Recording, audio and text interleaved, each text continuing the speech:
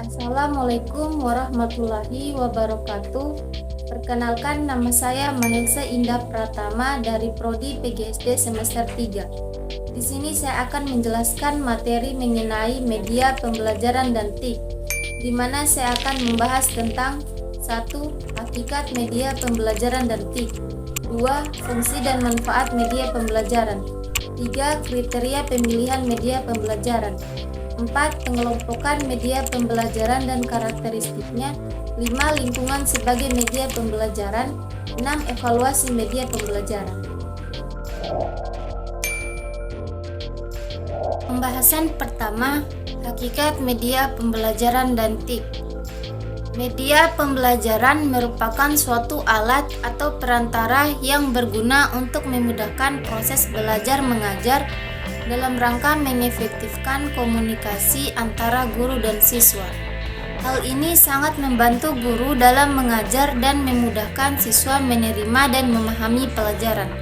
Sedangkan teknologi informasi dan komunikasi atau TIK adalah seperangkat teknologi yang memfasilitasi penggunaannya dengan berbagai kemudahan dalam mengakses informasi yang dibutuhkan, serta segala kegiatan yang terkait dengan pemrosesan, manipulasi, pengelolaan, dan transfer atau pemindahan informasi antar media.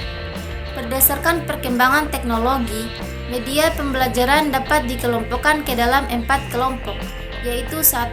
Media hasil teknologi cetak, 2. Media hasil teknologi audiovisual, 3. Media hasil teknologi yang berdasarkan komputer, dan 4. Media hasil gabungan teknologi cetak dan komputer.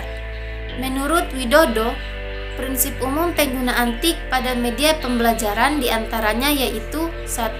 Efektif dan efisien, 2. Optimal, 3. Menarik, 4. Merangsang daya kreativitas berpikir pelajar. A. Jenis-jenis media canggih dapat dilihat dari jenisnya yang terdiri dari media auditif, media visual, dan media audiovisual.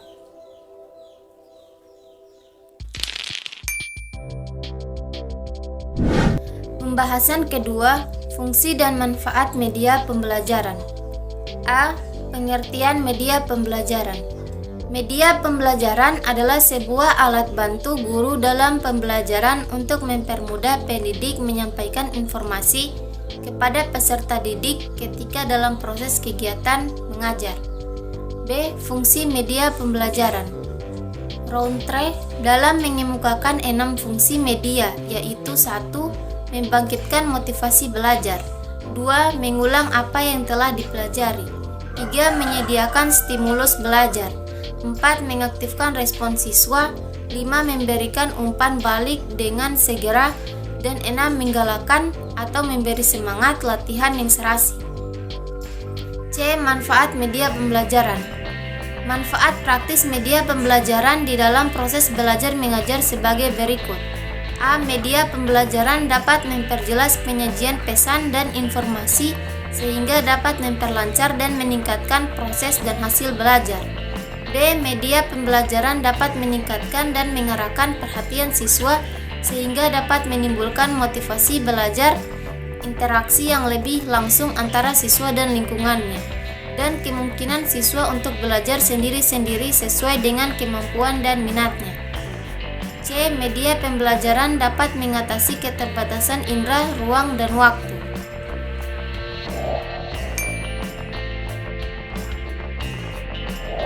Pembahasan ketiga, kriteria pemilihan media pembelajaran. A. Dalam memilih media pembelajaran ada beberapa kriteria yang digunakan, yaitu 1. Ketepatannya dengan tujuan pengajaran. Artinya media pengajaran yang dipilih atas dasar tujuan instruksional yang telah ditetapkan. 2. Dukungan terhadap isi bahan pelajaran. Artinya bahan pelajaran yang sifatnya fakta, prinsip, konsep, dan generalisasi sangat memerlukan bantuan media agar lebih mudah dipahami siswa. 3. Kemudahan memperoleh media. Artinya media yang digunakan mudah diperoleh, mudah dibuat oleh guru pada waktu mengajar. 4. Keterampilan guru dalam menggunakannya. Artinya diharapkan guru dapat berinteraksi dengan siswa pada waktu menggunakan media tersebut. 5. Tersedia waktu untuk menggunakannya. Artinya media bermanfaat bagi siswa selama pengajaran berlangsung.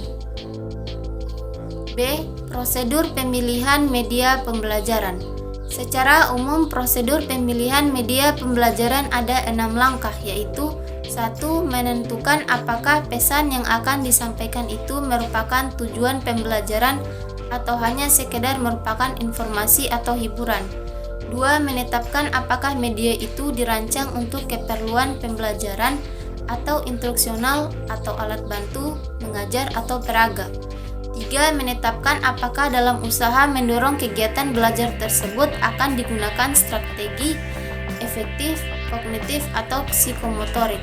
4. Menentukan media yang sesuai dari kelompok media yang cocok untuk strategi yang dipilih dengan mempertimbangkan ketentuan atau kriteria, kebijakan, fasilitas, kemampuan produksi, dan biaya. 5. Mereview kembali kelemahan dan kelebihan media yang dipilih, bila perlu mengkaji kembali alternatif-alternatif yang ada. 6. Perencanaan pengembangan dan produksi media tersebut.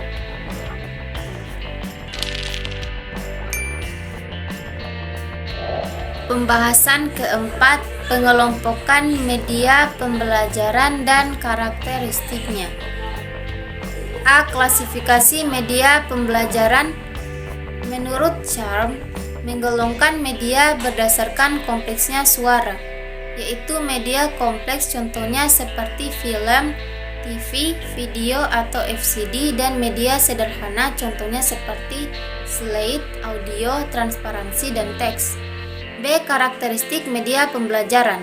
1. Media visual. Media visual terbagi atas 2, yaitu media visual proyeksi dan media visual non-proyeksi.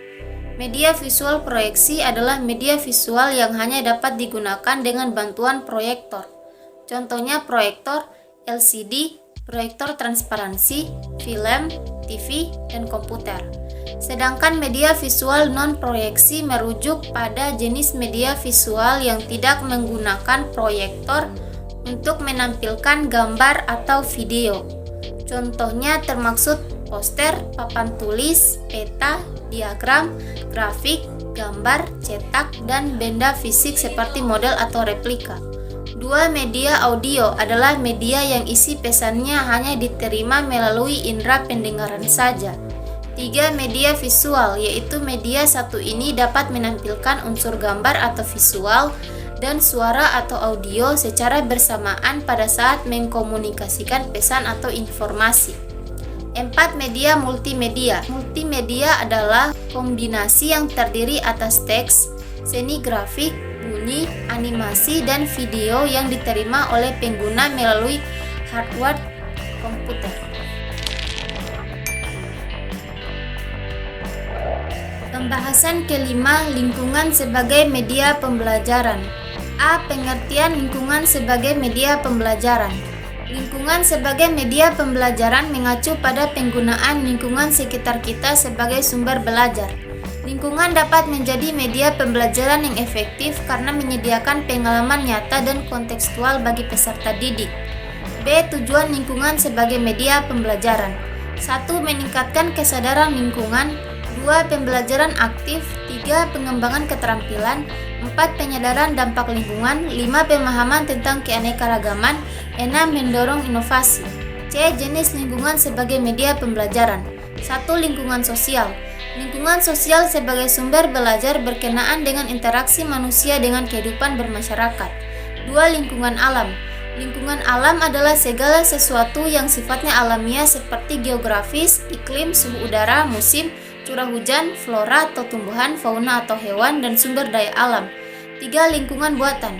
Lingkungan buatan adalah lingkungan yang sengaja diciptakan atau dibangun manusia untuk tujuan-tujuan tertentu yang bermanfaat bagi kehidupan manusia. Lingkungan buatan antara lain adalah irigasi atau pengairan, bendungan, pertamanan, kebun binatang, dan perkebunan. Pembahasan keenam, evaluasi media pembelajaran. A. Pengertian evaluasi media pembelajaran. Evaluasi media pembelajaran adalah proses untuk menilai efektivitas, kualitas, dan keberhasilan penggunaan media dalam konteks pembelajaran. Evaluasi ini bertujuan untuk mengukur sejauh mana media pembelajaran dapat mencapai tujuan pembelajaran yang telah ditetapkan. B. Cara mengevaluasi media pembelajaran. Cara mengevaluasi media pembelajaran ada dua, yaitu evaluasi formatif dan evaluasi sumatif. 1. Evaluasi formatif. Evaluasi formatif yaitu evaluasi yang bertujuan untuk mengumpulkan data dan informasi pada waktu proses pengembangan media pembelajaran sedang berlangsung. Idealnya, evaluasi formatif ini dilakukan pada setiap langkah pengembangan media, yaitu mulai dari tahap penyusunan rancangan, penulisan naskah, dan terhadap prototipenya. 2. Evaluasi sumatif. Evaluasi sumatif bertujuan untuk membuktikan atau to prove bahwa produk dan sistem yang dikembangkan memang baik. Oleh karena itu, evaluasi sumatif berfungsi untuk mengevaluasi prestasi belajar peserta didik setelah memanfaatkan media pembelajaran pada akhir pembelajaran atau pada akhir program pembelajaran.